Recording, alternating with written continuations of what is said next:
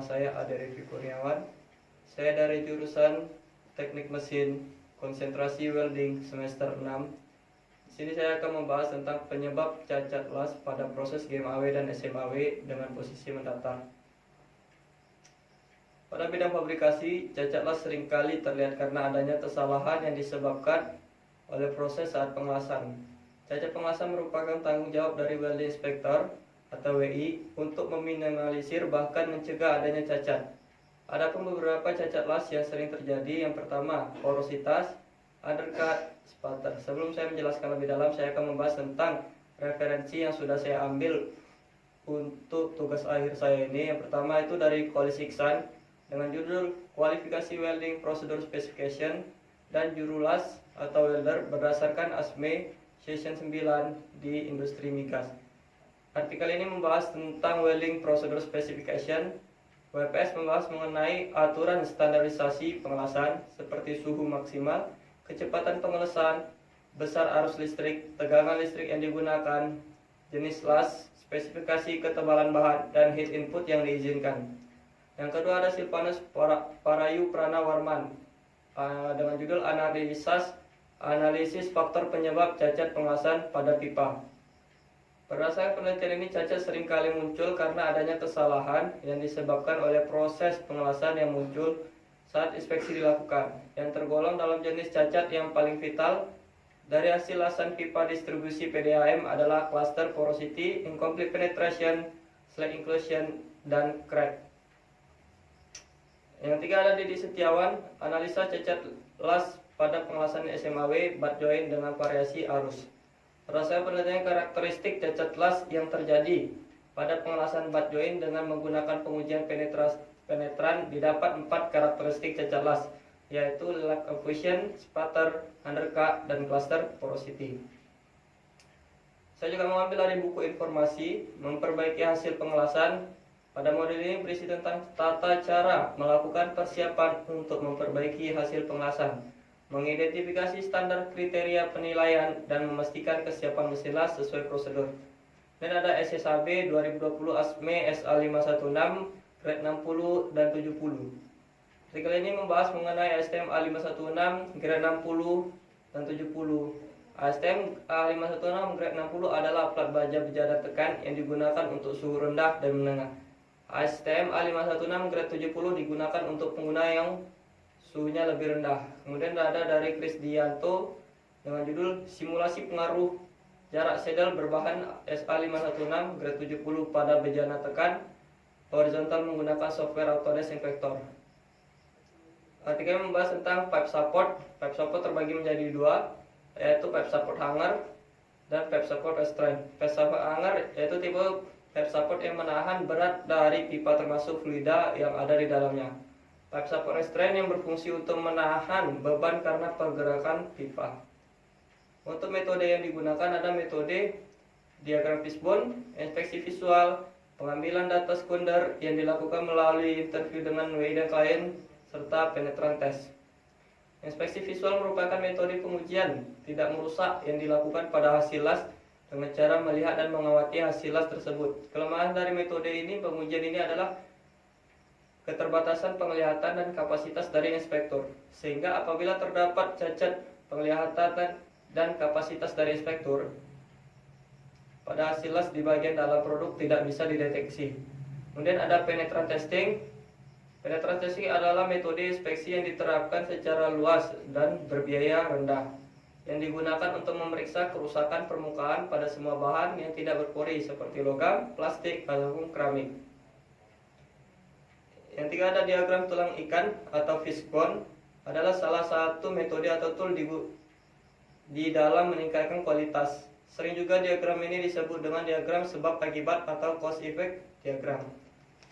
Untuk spesimen yang digunakan pada penelitian ini adalah saddle support. Saddle ini berfungsi untuk membatasi pergerakan pipa dalam segala arah.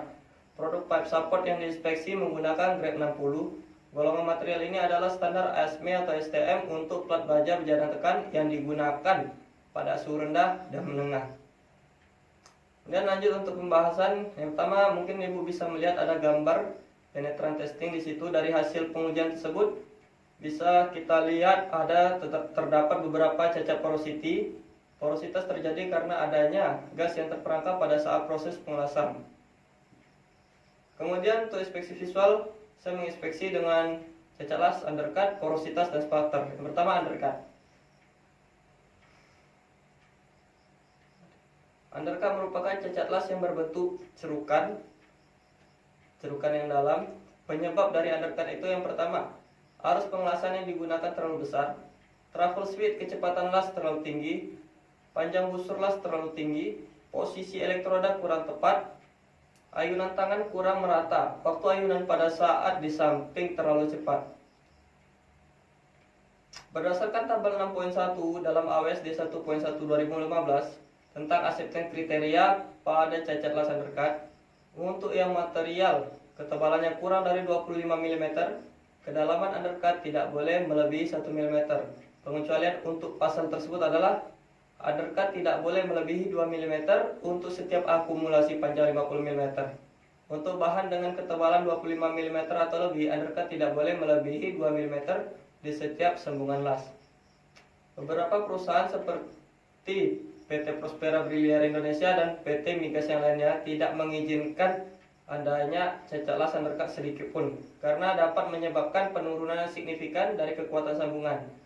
Solusi yang dilakukan ketika ada undercut pada sambungan las adalah dengan cara menggerinda hingga undercut hilang. Jika setelah digerinda undercut masih terlihat, maka harus dilakukan pengelasan ulang.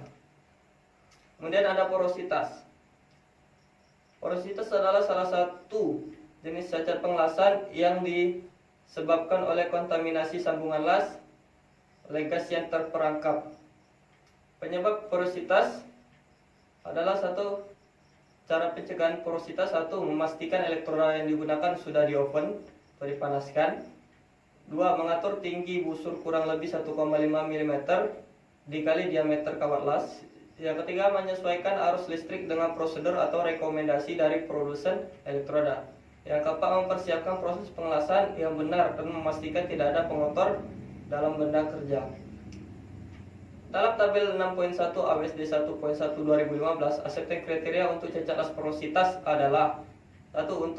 Untuk sambungan groove dan fillet, diameter porositas tidak boleh lebih dari 1 mm dalam panjang 20 mm dengan panjang lasan 300 mm.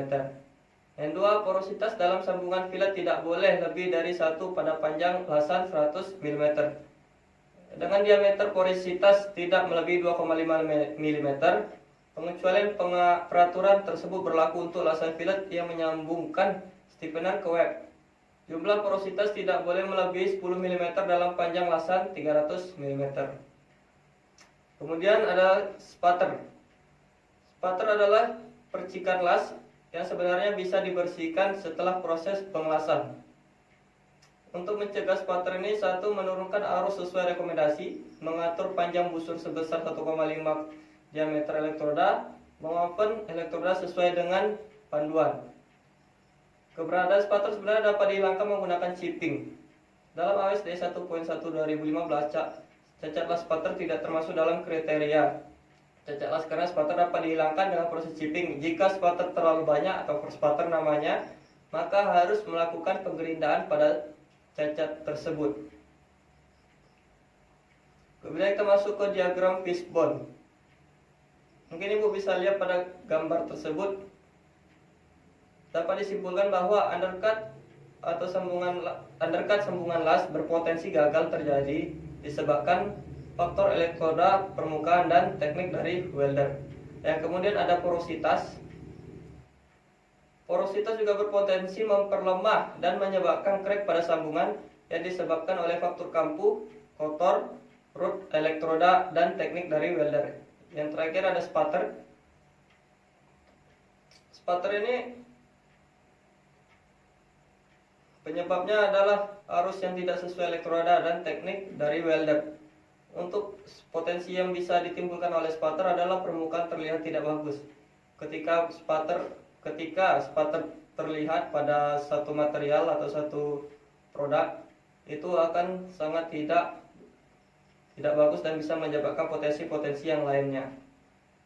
Kemudian ada Sebagai standar yang banyak digunakan perusahaan, fabrikasi AWS D1.1 umumnya mengalami revisi secara berkala.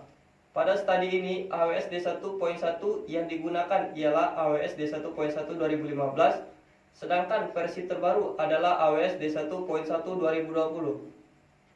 Beberapa perubahan yang ditemui pada AWS D1.1 2020 dibandingkan dengan AWS D1.1 2015. Ya, mungkin di sini saya akan membahas sedikit saja karena di paper sudah tertulis juga lumayan banyak.